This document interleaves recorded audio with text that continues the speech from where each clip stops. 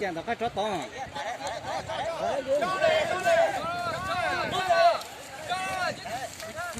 Đánh em bơi.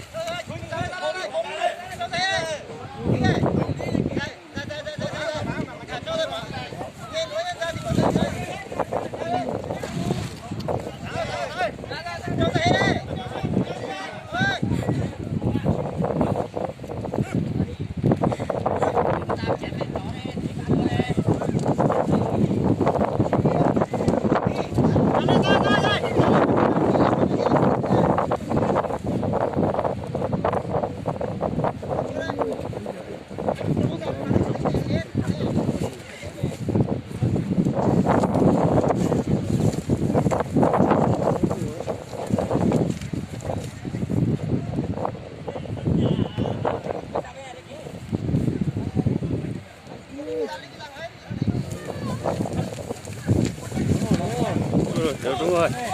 Mau em ơi.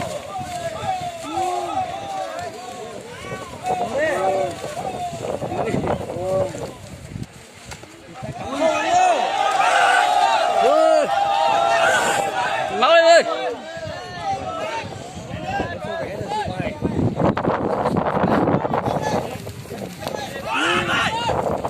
Vả đi. Vả lại đi. Mẹ sừng dài lắm cảnh thôi nhờ. Mạnh lên ơi, mạnh lên. Cáng ơi. Mạnh lên. to vụ ít rồi. Châu này không cần chim. Đặt đi.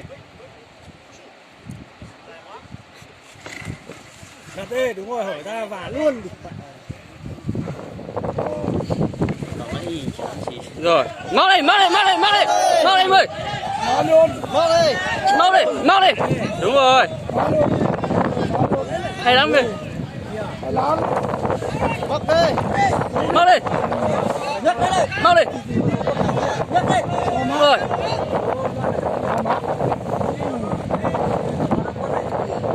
Cố này để cho nó vào mắt đi. Lên em ơi. Gì đâu? Cái bùi dài như ở hang nhờ. Ơi! Mày u kìa. U con nữa nào. Đấy.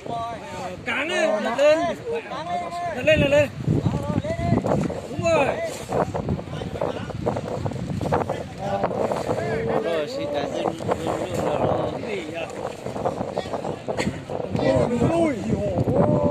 Chưa thấy nhé bố. Nạc thầy chứ. Đấy, lật đi.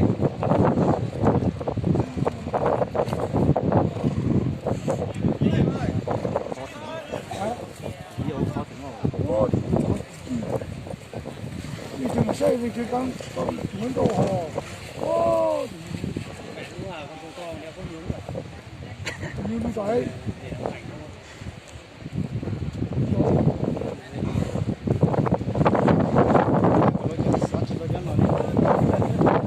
Đó, nhá, thì bóng gan chỉ đó đi à.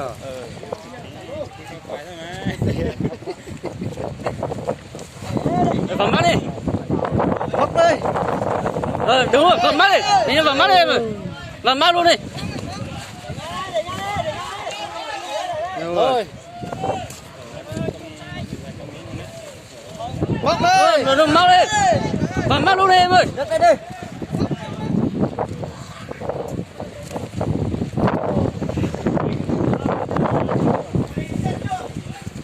Con là chết. Vào đi. Móc luôn đi. Móc sau lỗ ơi. Đúng rồi, móc đi. Móc đi. Cứ là ăn cái kiểu đấy là tí nó chạy luôn này. Móc đi. có đấy kìa.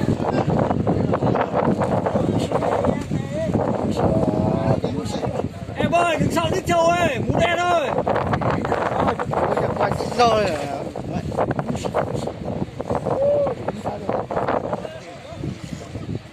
Mẹ ní thế giờ không trách nhau thế nào nhỉ? Này con này Chọn nhiều lại, chọn đây chưa? rồi đấy thì tranh nó rồi tranh thế này à cái Được của nó đấy.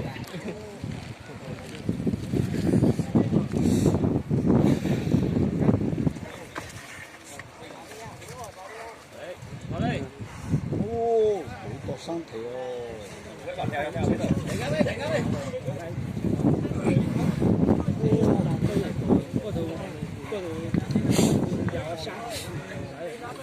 đúng rồi mắt đi rồi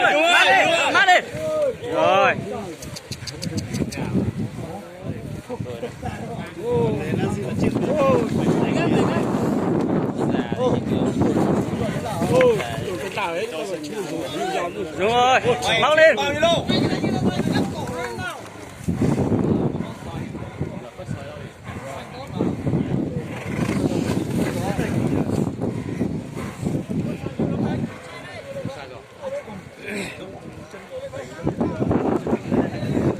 Phút rồi anh em ơi.